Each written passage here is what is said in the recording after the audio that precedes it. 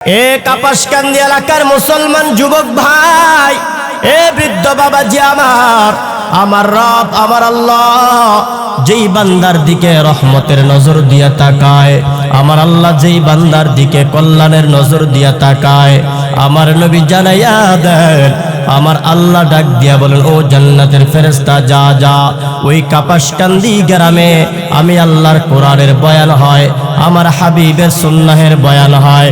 ও জান্নাতের ফেরেশতা যা, কিছু বান্দা রাস্তার মধ্যে দাঁড়াইয়া, টেলিভিশনের সামনে দাঁড়াইয়া, গুনাহের কামের সামনে দাঁড়াইয়া নিজের মূল্যবান সময়টা নষ্ট করে দেয়।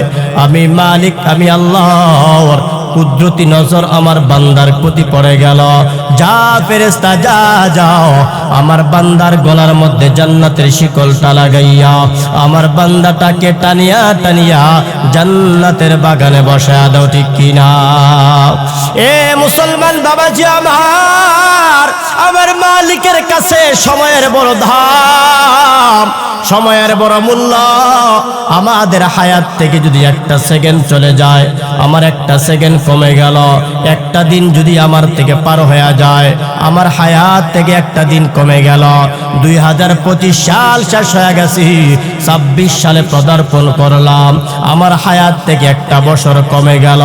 আমরা মনে করতেছি মনে হয় আমার একটা বছর কমে আরেকটা বছরে পদার্পণ করলাম, আমার হায়াত মনে হয় বাড়ছে। না না, আমার হায়াত বাড়ে নাই, আমার আল্লাহর পক্ষ থেকে নির্ধারিত হায়াত থেকে আমার একটা বছর কমে গেছে। কথা বলেন ঠিক কিনা? মুসলমান বাবাজি আমার নির্ধারিত হায়াত থেকে একটা সেকেন্ড, 1 মিনিট, 2 মিনিট, 1 দিন, 2 দিন, 1 বছর, 2 বছর করে করে আমার হায়াত গুলি শেষ হয়ে যায়। এই জন্য যুবক ভাই, সময়টাকে আর নষ্ট করবা না, সময়ের বড় ধাপ। যেদিন চক্ষু দুইটা বন্ধ হয়ে যাবে, ওই দিন আফসুস করে আর কোনো লাভ হবে না। যেই দিন বিছানায় পড়ে যাব, আফসুস করে লাভ হবে না। সুস্থ হায়াত অবস্থায় আমার মালিকের ইবাদত করার দরকার। কথা বলেন ঠিক কিনা? মুসলমান বাবাজি এই জন্য সুস্থ সবল হায়াত আমার আল্লাহ আমাকে আপনাকে দিছে। সুস্থ হায়াত অবস্থায় আল্লাহর বেশি বেশি ইবাদত করা।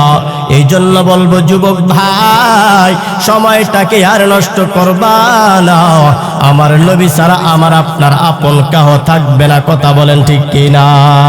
চলো চলো চলো মোমেন, চলো নবীর সন্ধানে, নবী বিনে কে তড়াবে পুলসিরাত মিজানে, নবী বিনে কে পিলাবে পুলসিরাত মিজানে। কথা বলেন ঠিক কিনা?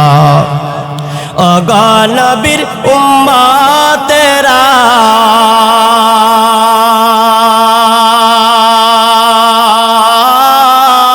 হয়া আজি দিশে হারা, ওগো নবীর উম্মতেরা, হয়া আজি দিশে হারা। কোরআন হাদিস সাইরা দিয়া করছো যাহা চায় মনে, নবী বিনে কে তড়াবে পুলসিরাত মিজানে, নবী বিনে কে পিলাবে পুলসিরাত মিজানে। কথা বলেন ঠিক কিনা? আরে আমার এতিম নবী আমার,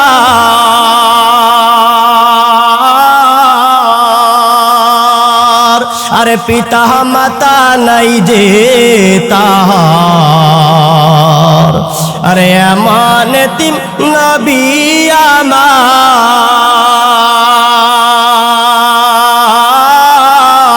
আরে পিতা মাতা নাই যে তাহার। তারপরে কত মারা মারল কাফের দুশ্মনে, তারপরে কত মারা মারল কাফের দুশ্মনে, নবী বিনে কে তড়াবে পুলসিরাত মিজানে, নবী বিনে কে পিলাবে পুলসিরাত মিজানে। কথা বলেন ঠিক কিনা? এ মুসলমান বাবাজি আমার, খুব গভীর মনোযোগ দিয়ে শুনবেন। আমার আল্লাহ ছাড়া আমার আপন বলতে কেহ নাই, আমার নবী ছাড়া আমার আপন বলতে কেহ নাই। যেদিন হাসরে ময়দান কায়েম হয়ে যাবে, আমার মা আমার আপন থাকবে না, আমার বাবা আমার আপন নয়, আমার বোন আমার আপন নয়, আমার ভাই আমার আপন নয়, আমার পীর আমার আপন নয়, আমি যেই দলকারী দলের নেতা আমার আপন নয়। যিনি আমার আপন হবেন তিনি হবেন আমার আল্লাহ। কথা আওয়াজ দিয়া বলেন ঠিক কিনা? وقال رسول الله صلى الله عليه وسلم تركت فيكم أمرين لن تضلوا ما تمسكتم بهما كتاب الله وسنة رسوله أو كما قال عليه الصلاة والسلام اللهم صل على محمد وعلى آل محمد كما صليت على إبراهيم وعلى آل إبراهيم إنك حميد مجيد اللهم بارك على محمد وعلى آل محمد كما باركت على إبراهيم وعلى آل إبراهيم إنك حميد مجيد ميدوره مجبوره أي سيد عالم ميدوره مجبوره أي سيد عالم दीदार दिखा दे नहीं आवाज सुना दो दीदार दिखा दे नहीं आवाज सुना दो मैं सूरत यूसुफ को नहीं चाहने वाला मैं सूरत यूसुफ को नहीं चाहने वाला मैं कायस के मानंदे नहीं आशिक़ लैला मैं कायस के मानंदे नहीं आशिक़ लैला الحمد لمن قدر خيرا وخبالا الحمد لمن قدر خيرا وخبالا والشكر لمن صور حسنا وجمالا فرد صمد عن صفة الخلق بريء رب أزلي خلق الخلق كمالا لا جد ولا ند ولا حد لمولا لا جد ولا ند ولا حد لمولا الآن كمن كان ولم يلق زوالا الآن كمن كان ولم يلق زوالا لا قبل ولا بعد ولا وقت زمانا لا قبل ولا بعد ولا وقت زمانا لا مانع حاجبه لله تعالى لا مانع حاجبه لله تعالى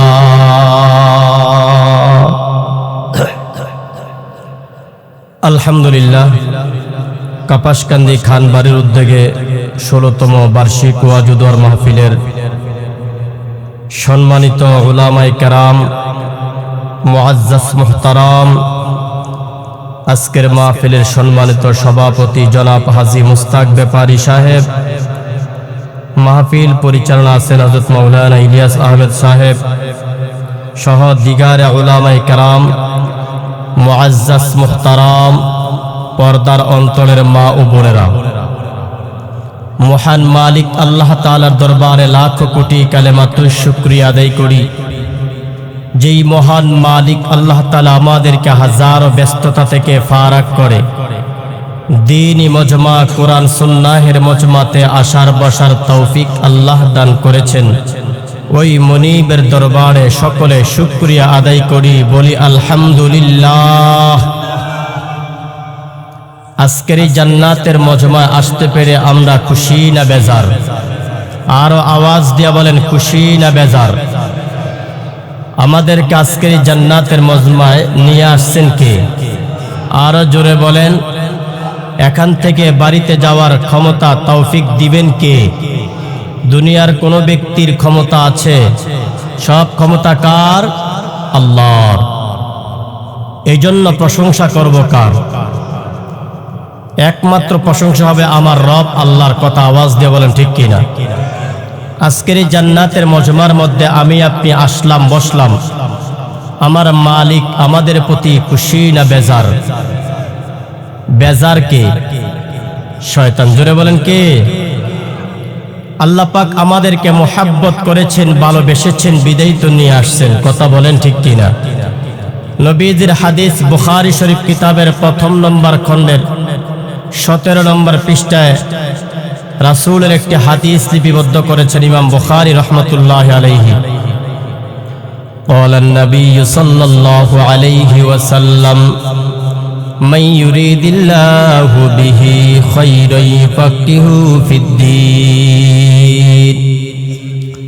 আল্লাহর পয়গম্বর রাহমাতুল লিল আলামিন সরকারে দু আলম নবী আমার তাম পৃথিবীর উম্মতকে জানায় দেয়, আমার উম্মত, আমার রব আমার আল্লাহ যেই বান্দার কল্যাণ চায়, যেই বান্দার মঙ্গল চায়, আমার আল্লাহ যেই বান্দাকে পছন্দ করেন, ভালোবাসেন, ওই বান্দাকে আমার আল্লাহ দ্বীন ও ইসলামের জন্য কবুল করেন। কথা বলেন ঠিক কিনা?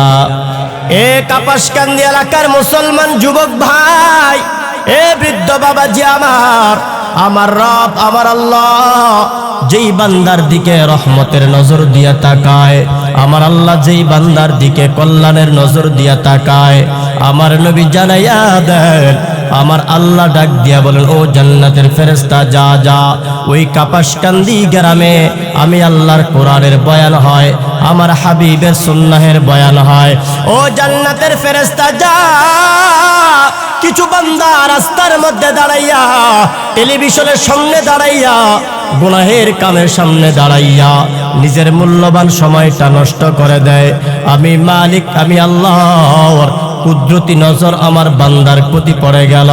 যা ফেরেশতা যা যাও, আমার বান্দার গলার মধ্যে জান্নাতের শিকলটা লাগাইয়া আমার বান্দাটাকে টানিয়া টানিয়া জান্নাতের বাগানে বসায়া দাও। ঠিক কিনা?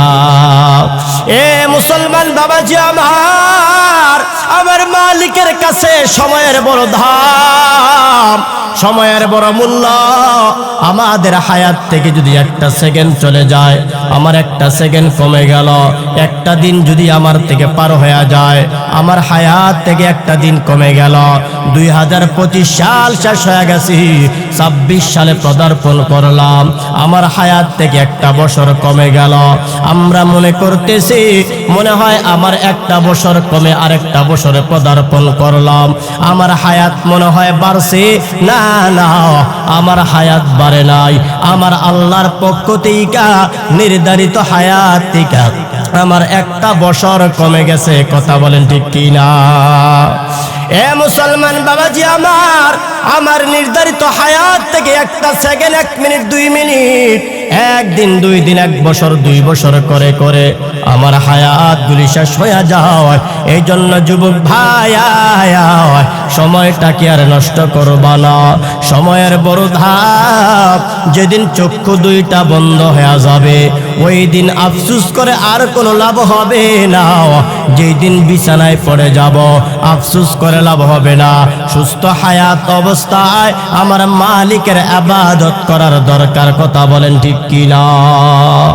এ মুসলমান বাবাজি আমার, এই জন্য সুস্থ সবল হায়াত আমার আল্লাহ আমাকে আপনাকে দিছে। সুস্থ হায়াত অবস্থায় আল্লাহর বেশি বেশি ইবাদত করা। এই জন্য বলবো যুবক ভাই, সময়টাকে আর নষ্ট করবা না। আমার নবী ছাড়া আমার আপনার আপন কাহ থাকবে না, কথা বলেন ঠিক কিনা? চলো চলো চলো মোমেন, চলো নবীর সন্ধানে। নবী বিনে কে তড়াবে পুলসিরাত মিজানে। নবী বিনে কে পিলাবে পুলসিরাত মিজানে, কথা বলেন ঠিক কিনা? ওগো নবীর উম্মতেরা,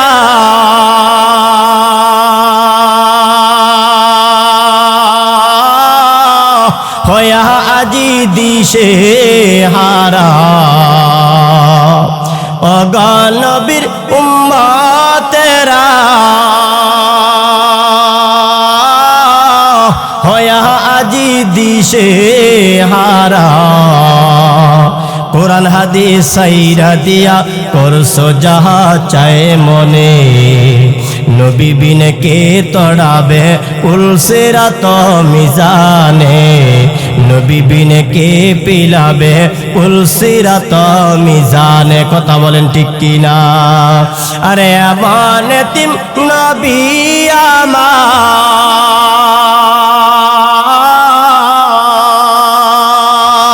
আরে পিতা মাতা নাই যে তাহার। আরে এমন এতিম নবী আমার,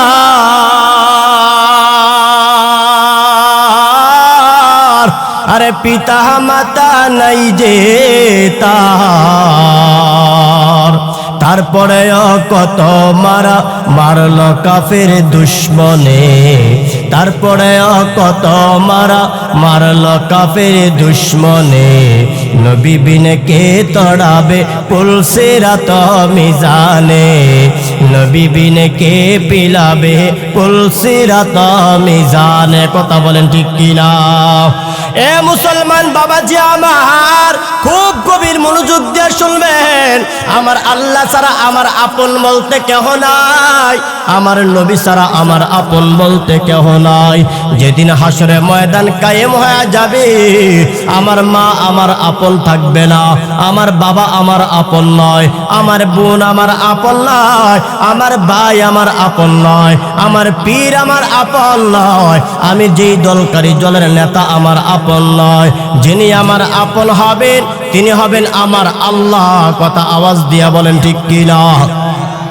এ মুসলমান বাবাজি আমার, যেদিন হাসরের ময়দান কায়েম হয়ে যাবে, ওই হাসরের ময়দান কায়েম হয়ে যাওয়ার পর যদি একজন মানুষ একটা মাত্র নেক আমলের বড় অভাব, যেদিন মিজানের পাল্লায় আমলনামাগুলা ওজন করা হবে, যেই মানুষের আমলনামা ডান হাতে চলে আসবে সেই মানুষটা জান্নাতের মেহমান, কথা বলেন ঠিক কিনা?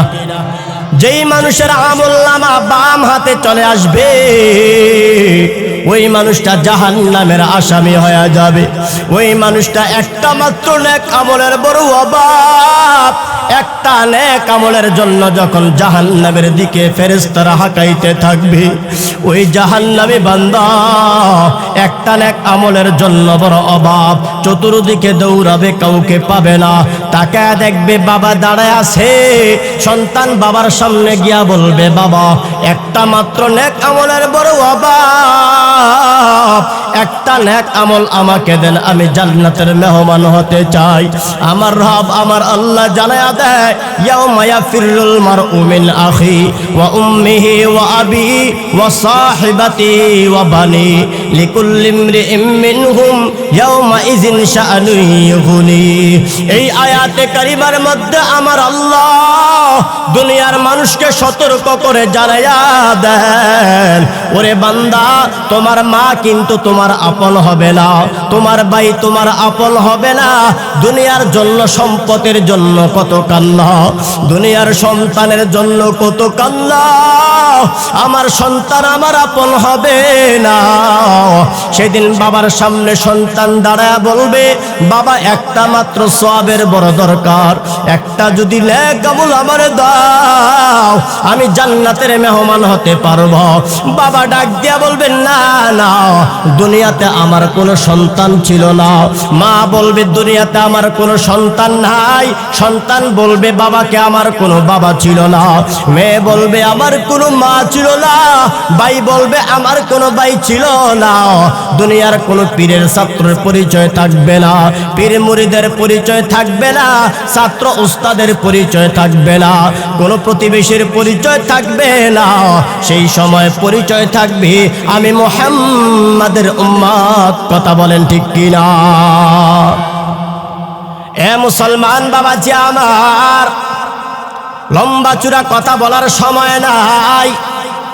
আমি আপনাদের সামনে যে কথাটুকু বলতে চাই, দুনিয়ার জমিনে আমরা আছি, বসবাস করি, আমার সন্তান আছে, আমার বিবি আছে। দুনিয়ার জমিনের মধ্যে আমি দুনিয়ার জমিনের মধ্যে বসবাস। দুনিয়াতে সব কিছুর চাইতে আমি বেশি ভালোবাসবো আমার আল্লাহকে। কথা বলেন ঠিক কিনা? সব চাইতে বেশি প্রেম আর ভালোবাসা আমার আল্লাহর প্রতি হবে। আল্লাহর পরে 2 নম্বর ভালোবাসা হবে নবীর প্রতি। জোরে বলেন কার?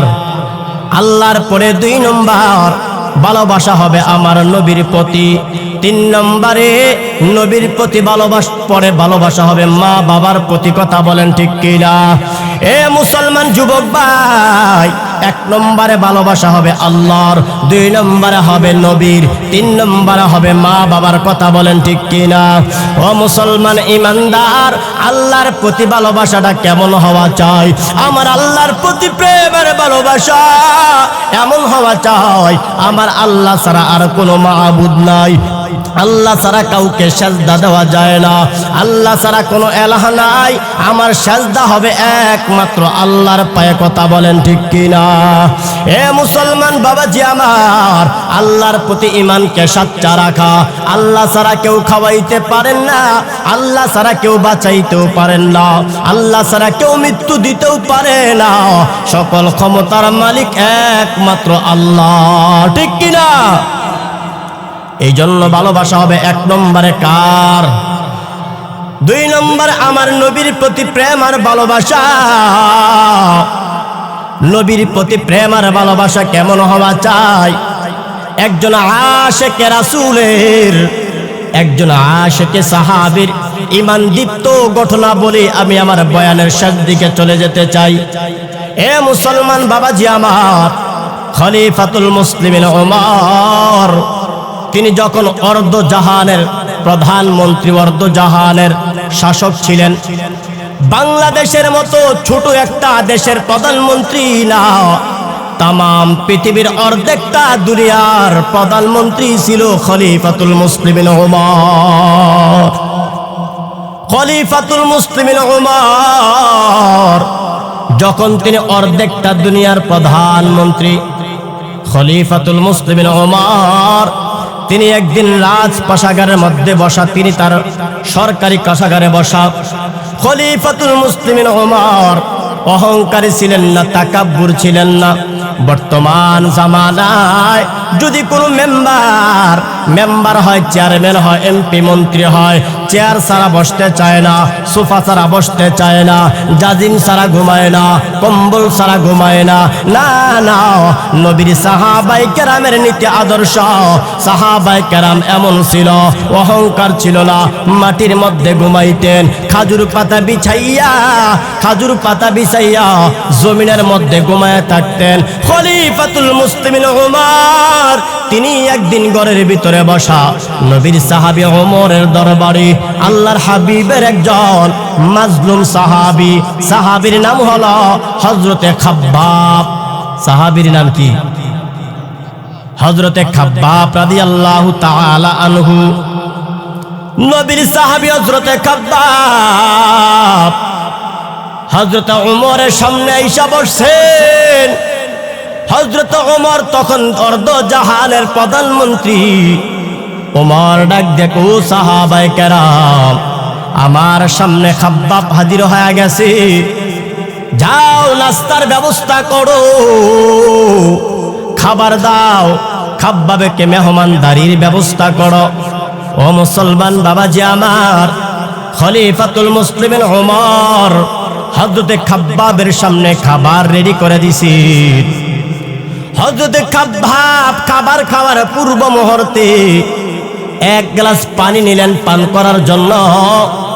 যখন পানিটা পান করার জন্য মুখে দেয়, অর্ধেক পানি মুখের ভিতরে চলে গেল, পানির কিছু অংশ আবার জিহ্বার ফাঁকা দিয়া জমিনের মধ্যে পড়ে গেছে।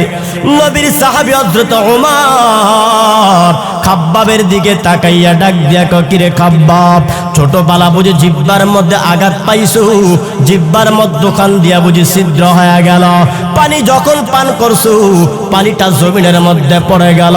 নবীর সাহাবী হযরত খাব্বাব ডাক দিয়া কয়, ও খলিফাতুল মুসলিমিন ওমর, না না, ছোটবেলা আমি আমার জিহ্বার মধ্যে কোনো আঘাত পাই নাই, আমার জিহ্বার মধ্যে কেটেও যায় নাই। ওমর ডাক দিয়া করে, খাব্বাব, যদি ব্যথা না পাও তাহলে তোমার জিহ্বা দিয়া পানি কেন পড়ে গেল? খলিফাতুল মুসলিমিন ওমরের সামনে হযরতে খাব্বাব এবার চোখের পানিগুলা ফালাইয়া নিজের জিহ্বাটা বাইর কইরা ডাক দিয়া বলে, ওমর, তাকায়া দেখেন আমার জিহ্বাটার ভিতরে কি পরিমাণ ছিদ্র। ওমর ডাক দিয়া কয়, কিরে খাব্বাব, তোমার জিহ্বার ভিতরে এত পরিমাণ ছিদ্র কেমন করে হয়? এবার খাব্বাব ডাক দিয়া কয়, ওমর, যখন আমি তালাশ করে দেখলাম আমি মক্কার একজন সম্ভ্রান্ত পরিবারের সন্তান, আমার বাবার টাকার কোনো অভাব ছিল না, আমার বাবার সম্পদের অভাব ছিল না, আমি দামি পোশাক পরতাম, দামি দামি পোশাক পরিধান করতাম। খলিফাতুল মুসলিমিন ওমর, আমি একদিন বিবেক দিয়া চিন্তা ফিকির করে দেখলাম মক্কার জমিনের মধ্যে আব্দুল্লাহর সন্তান মুহাম্মদের চাইতে দামি সন্তান আর একজনও নাই। আর জোরে বলেন সুবহানাল্লাহ। হযরতে খাব্বাব ডাক দিয়া কয়, ওমর, আমি তালাশ করে দেখলাম মুহাম্মদের চরিত্র এত সুন্দর, মুহাম্মদ জীবনে কাউকে গালি দেন নাই, মুহাম্মদের চরিত্র বড় সুন্দর, মুহাম্মদ কাউকে কোনোদিন গালি দেন না, মুহাম্মদ আমানতের খেয়ানতদার না, মুহাম্মদ কাউকে মারেন না, মুহাম্মদ কথা দিলে ওয়াদার বরখেলাপ করেন না। মুহাম্মদের চাইতে এমন চরিত্রবান ওলা যুবক আমি মক্কার জমিনে আর কাউকে পাই নাই। আমি তখন সিদ্ধান্ত নিলাম আমি আমার বাবার ধর্ম ছেড়ে দিব, আমি আমার বাবার ধর্ম পালন কইরা আমি যেই মূর্তির পূজা করি আমার সেই খোদা কথা বলতে পারেন না, আমার সেই খোদা খাইতেও পারেন না। কথা বলেন ঠিক কিনা?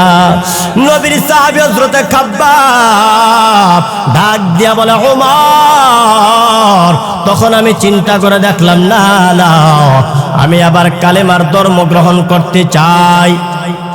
আমি আবার কালেমার ধর্ম গ্রহণ করার জন্য আমি আবার মুহাম্মদের দরবারে হাজির হয়ে গেলাম। আমি ডাক দিয়া বললাম, ও আব্দুল্লাহ সন্তান মুহাম্মদ, নবী আমার, আমি আপনার দরবারে হাজির হয়ে গেলাম, আমারে কালেমা পড়ে মুসলমান বানাইয়া দেন। যখন আমাকে নবীজি কালেমা পড়ে মুসলমান বানায় দিছে, আমি যখন কালেমা পড়ে আমি আমার বাড়ির দিকে রওনা হয়ে গেছি, ওই মক্কার বেঈমান আমাকে ডাক দিয়া বলে, কিরে খাব্বাব, খবর পাইলাম তুমি নাকি কালেমা পড়ে মুসলমান হয়ে গেছো, তুমি নাকি মুহাম্মাদের ধর্ম গ্রহণ করলা, তুমি নাকি বাপ দাদার ধর্ম ছেড়ে দিলা। আমি খাব্বাব ডাক দিয়ে বললাম, হ্যাঁ আমি আমার বাপ দাদার ধর্ম ছেড়ে দিলাম, মুহাম্মাদের ধর্ম গ্রহণ করলাম।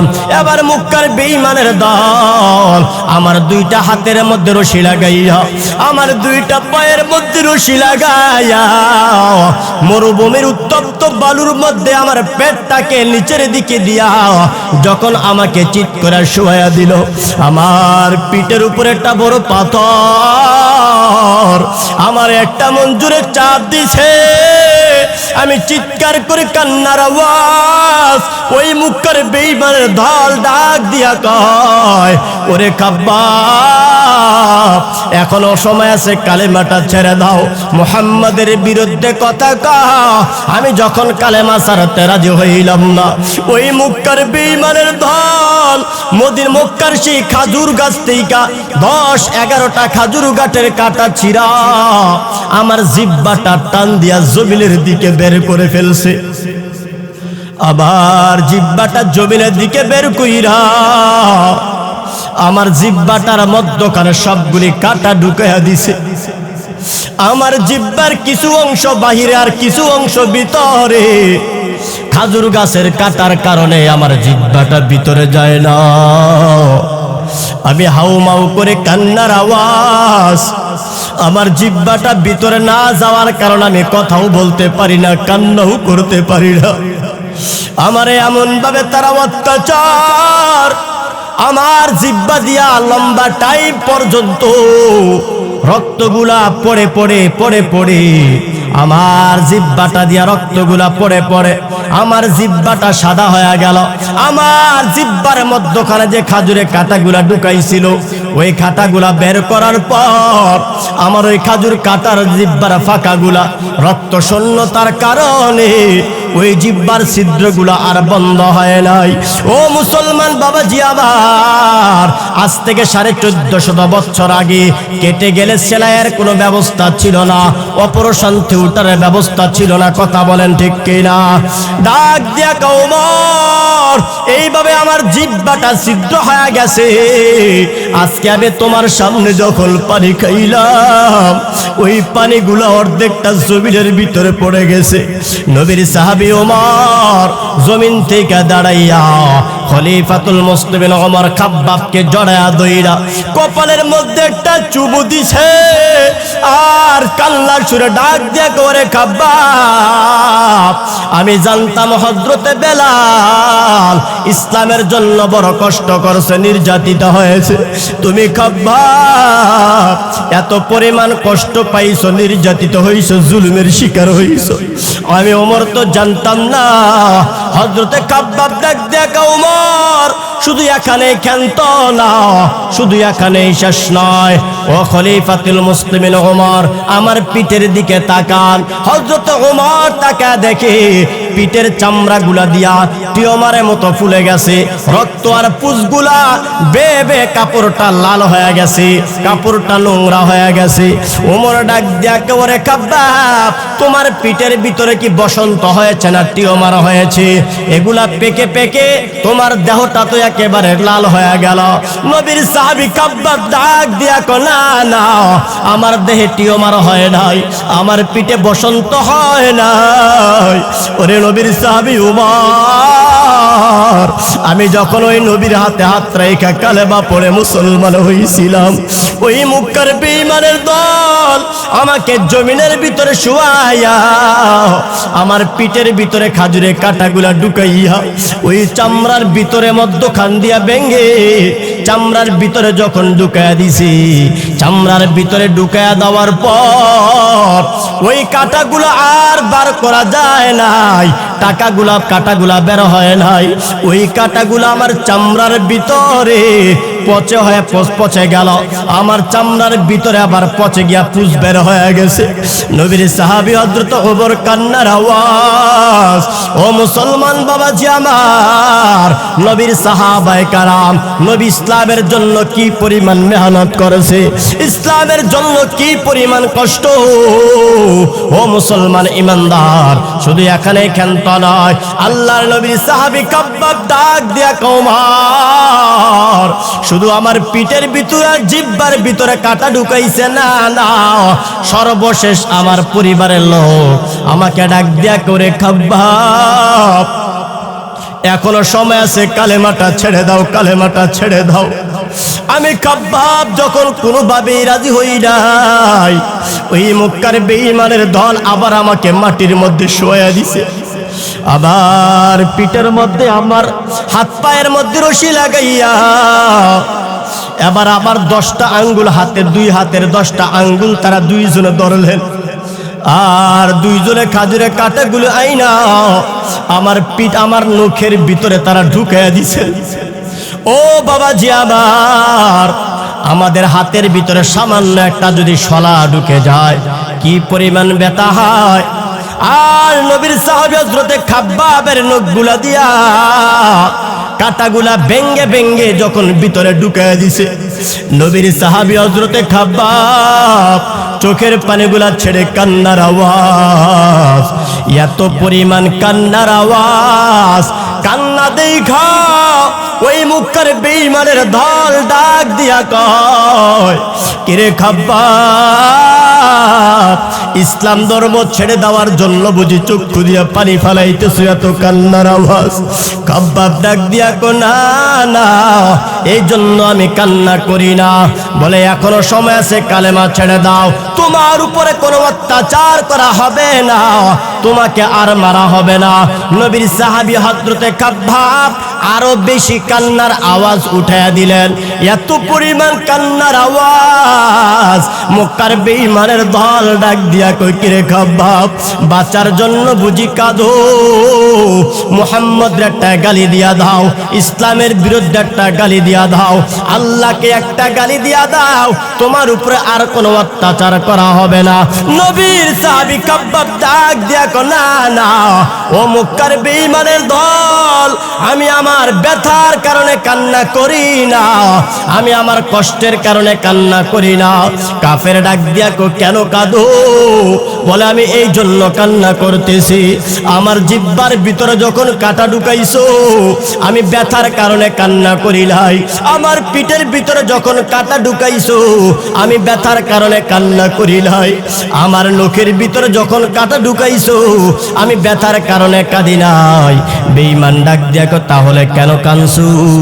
এবার ডাক দিয়া করে, মক্কার বেঈমানের দল, আমি এই জন্য কান্নার আওয়াজ, কান্নার আওয়াজ, আমার আল্লাহ তো জীবন দিছে মাত্র একটা, আমাকে রূহ দিছে মাত্র একটা, আমার দেহের মধ্যে যতগুলা পশম আমার আল্লাহ দিলেন, যদি ততবার আল্লাহ আমাকে রূহ দিত, যদি ততবার আল্লাহ আমাকে জীবন দিত, আমি মরে যাইতাম, আবার জীবিত হইতাম, আবার নবীর প্রেমের কথা বলতাম, আবার মরে যাইতাম, আবার নবীর প্রেমের কথা বলতাম, আবার কালেমা পড়তাম, আমার দেহের মধ্যে যতগুলা পশম আছে ততবার যদি আমার মরণ হয়ে যাইত, ততবার যদি আবার জীবিত হইতাম, যদি হইতে পারতাম, এই জন্য আমি আল্লাহর দরবারে কান্নার আওয়াজ।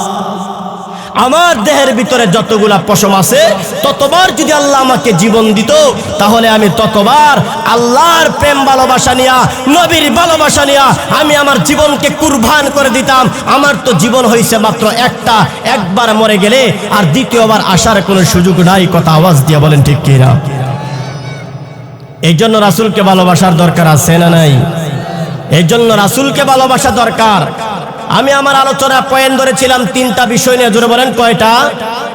1 নম্বর বলেছিলাম আল্লাহর প্রতি সবচেয়ে বেশি ভালোবাসা কার? আরো জোরে বলেন। দুনিয়ার সব কিছুর চাইতে আল্লাহকে বেশি ভালোবাসা।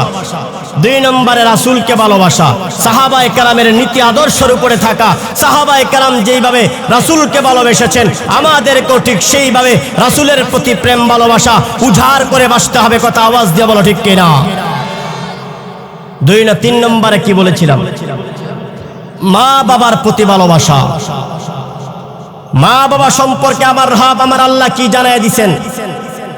আমার রব আমার আল্লাহ সূরাতুল বানি ইসরাঈলের প্রথম কয়েকটি আয়াতে কারিমার মধ্যে আল্লাহ বলেন, ওয়া কাযা রাব্বুকা আল্লা তা'বুদু ইল্লা ইয়্যা ওয়া বিল ওয়ালিদাইনি ইহসানা ইম্মা ইয়াবলুগান্না ইনদাকাল কিবার আহাদুহুমা আও কিলাহুমা ফালা তাকুল লাহুমা উফফিন ওয়ালা তানহারহুমা ওয়া কুল লাহুমা قولا كريما واحفظ لهما جناح الذل من الرحمة وقل رب ارحمهما كما ربياني صغيرا।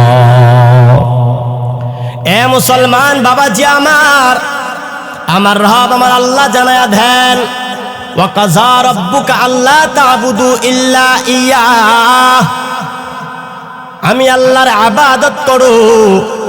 মা বাবার সাথে খারাপ ব্যবহার করা যাবে না, মা বাবার খেদমত করো। বলছেন কি? আর জোরে বলেন কি?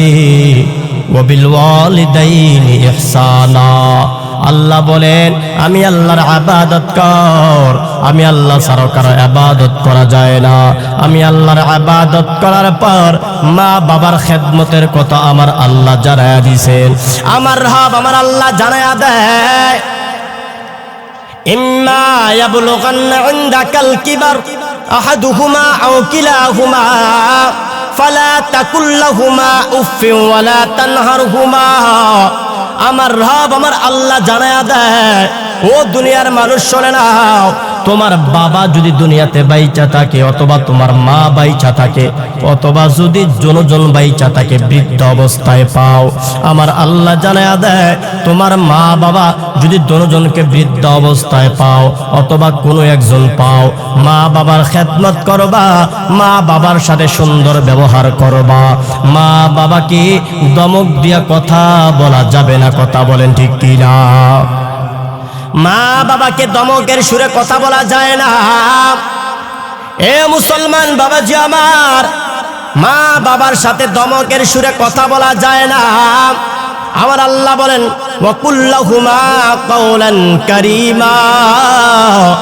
আল্লাহ বলেন মা বাবার সাথে কারিম ব্যবহার করো, নম্র ভাষায় কথা বলো, নরম ভাষায় কথা বলো। মা বাবার সাথে শক্ত ভাষায় কথা বলা যায় না। কথা আওয়াজ দিয়া বলেন ঠিক কিনা? এ বাবাজি আমার, এই জন্য মা বাবার সাথে সুন্দর ব্যবহার করা দরকার আছে না নাই? এ বাবাজি আমার মা আমার বাবা মা আমাকে লালন পালন করে বড় বানাইলেন। আমার মা বাবা নিজে না খায়া আমারে খানা খাওয়াইলেন। এই শীতের রজনীতে মা বিজা বিছানায় ঘুমায়া আমাকে আপনাকে শুকনা বিছানায় ঘুম পাড়াইছেন, ঠিক কিনা? এ মুসলমান, এই জন্য আমার নবী জানায়া দেয়, দুনিয়ার জমিনে যারা মা বাবার অবাধ্য হয়, যারা মা বাবার সাথে খারাপ ব্যবহার করে, যারা মা বাবাকে দমক দিয়া কথা কয়, মা বাবার অবাধ্য হয়ে চলে, গভীরভাবে শুনবেন। যারা মা বাবার সাথে খারাপ আচরণ করে, আমার নবী জানায়া দেয় দুনিয়াতেও তাদের অপদস্থ, দুনিয়াতেও তাদের শাস্তি, মরণের পরও তাদের ভয়ঙ্কর শাস্তি। কথা বলেন ঠিক কিনা? আমার নবী জানায়া দেয় মরণের পরে তো জাহান্নাম। দুনিয়ার জমিনে মা বাবার অবাধ্য যারা হয়, মা বাবার অবাধ্য সন্তানের জন্য দুনিয়ার জমিনে সবচাইতে বড় শাস্তি হলো মা বাবার অবাধ্য সন্তানের জবানটা দিয়া মরণের সময় কালেমা নসিব হবে না। এ মুসলমান বাবাজি আমার, মা বাবার সাথে যারা খারাপ ব্যবহার করে, মরণের সময় জবান দিয়া কালেমা শাহাদাত পড়তে পারবে না। আল্লাহর নবীর একজন সাহাবীর ঈমান দ্বীপ একটা ঘটনা আমি আপনাদেরকে শোনায়া দেই। নবীর একজন সাহাবী, যেই সাহাবীর নাম হলো হযরতে আলকামা রাদিয়াল্লাহু তাআলা আনহু।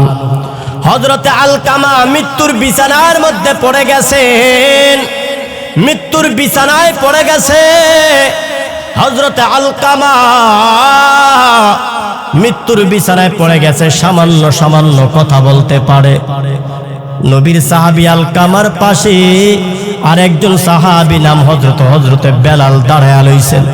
হযরতে বেলাল দাঁড়ায়া ডাক দিয়া কয়, ওরে আলকামা, মৃত্যুর বিছানায় পড়ে গেছু, জবানটা দিয়া কালেমা পড়, মরে গেলে আল্লাহর জান্নাতের মেহমান হয়ে যাবে, ঠিক কিনা? হযরতে আলকামার সামনে দাঁড়ায়া দাঁড়ায়া বেলাল তালকিন করে। বেলাল বারবার দাঁড়ায়া দাঁড়ায়া কয়, কিন্তু আলকামার জবান দিয়া কালেমা বের হয় না, কালেমা শাহাদাত পড়তে পারেন না। বেলাল অবাক হয়ে গেলেন, কি ব্যাপার?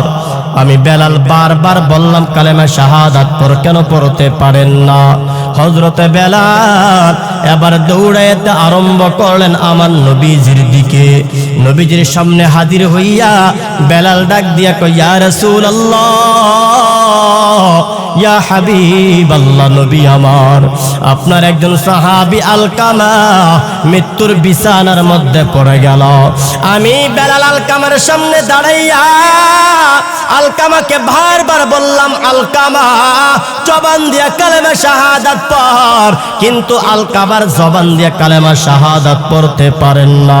নবী ডাক দিয়া কয়, বেলাল রে, আমি নবীর নিয়া চল, আলকামার বাড়িতে আমি নবী যেতে চাই। এবার আমার আপনার দয়ার নবী, মায়ার নবী, রহমাতুল লিল আলামিন, সরকারে দু আলম আলকামার বাড়ির সামনে হাজির হয়ে গেলেন। আলকামা বিছানার মধ্যে শোয়া, নবী সামনে দাঁড়াইয়া স্বয়ং রহমাতুল লিল আলামিন ডাক দিয়া বলে, আলকামা, আমি নবী হাজির হয়ে গেলাম, জবানটা দিয়া কালেমা শাহাদাত পড়, মরে গেলে জান্নাতের মেহমান হয়ে যাইবা। নবী বলতেছে, কিন্তু আলকামার জবান দিয়া কালেমা বের হয় না। নবী আমার ডাক দিয়া কয়, কি রে বেলাল, আমি নবী দাঁড়ায়া দাঁড়ায়া বললাম রে, তারপরও দেখি আলকামার জবান দিয়া কালেমা বের হয় না। নবী আমার চোখের পানি ফালায়া কান্না, আমার নবীর চোখের পানি দিয়া দাড়ি মুবারক ভিজে যায়। নবীর সাহাবীর জবানটা দিয়া কালেমাটা বের হইতেছে না। আমার নবী ডাক দিয়া কয়, বেলাল, আলকামার কে দুনিয়াতে বাইচা আছে? এবার তালাশ করে দেখি আলকামার বিবি আছে। নবী ডাক দিয়া কয়, বেলাল, মধ্যখান দিয়া পর্দা দাও, আমি নবীজি আলকামার বিবির সাথে পর্দার সাথে কথা বলতে চাই। নবী আমার ডাক দিয়া কয়, আলকামার বিবি, তোমার স্বামী আলকামার জবানটা দিয়া মরণের বিছানায় পড়ে গেছে, কিন্তু জবান দিয়া কেন কালেমা বের হয় না? আমি নবীজি বললাম, তারপরেও পড়তে পারেন না। আলকামার বিবি ডাক দিয়া কয়, ইয়া রাসূলুল্লাহ, ইয়া হাবিবাল্লাহ, নবী গো, আমার স্বামী আলকামা জীবনে কোনোদিন নামাজ ছাড়ে নাই, রোজা ছাড়ে নাই, সম্পদ হইছে যাকাত দিছে ছাড়েন নাই, খারাপ কোনো কাজ করতে দেখি নাই। নবী আমার ডাক দিয়া কল্লা, নিশ্চয় আলকামার কোনো একটা জায়গাতে সমস্যা হয়ে গেল। এবার নবী ডাক দিয়া কয়, আলকামার বিবি বলো, আলকামার মা বেঁচে আছে কিনা? নবার আলকামার বিবি ডাক দিয়া কয়, ইয়া রাসূলুল্লাহ, আলকামার মা বাইচা আছে, আমার শাশুড়ি আম্মা বাইচা আছে। নবী ডাক দিয়া কয়, বেলাল রে, আলকামার মায়ের কাছে আমার নিয়ে চল। এবার নবী আমার আলকামার মায়ের সামনে হাজির হয়ে গেলেন। আলকামার মায়ের সামনে নবী গিয়া ডাক দিয়া কয়, ওরে আলকামার মা, আপনার সন্তান মৃত্যুর বিছানার মধ্যে শুয়ে শুয়ে আছে, মৃত্যুর বিছানায় পড়ে গেল। আমি নবী দাঁড়ায়া দাঁড়ায়া বললাম, কিন্তু আলকামার জবানটা দিয়া তো কালেমা বের হয় না। আলকামা দুনিয়াতে কি এমন অন্যায়, কি এমন অপরাধ, কি এমন অন্যায়, কি এমন অপরাধ করছে? এবার আলকামার মা ডাক দিয়া কই, নবী আমার সন্তান আলকামা জীবনের নামাজ ছাড়ে নাই, রোজাও ছাড়ে নাই, তবে আবার সন্তান আলকামা নিজের বিবির কথা শুই না, নিজের বউয়ের কথা শুই না। আমি মায়ের মনটাতে বড় কষ্ট দিছে, আমি মায়ের অবাধ্য হয়ে চলছে, আমি মায়ের কলিজাটার মধ্যে বড় আঘাত দিয়া দিছে। নবী আমার চোখের পানিগুলা ছেড়ে কান্নার আওয়াজ।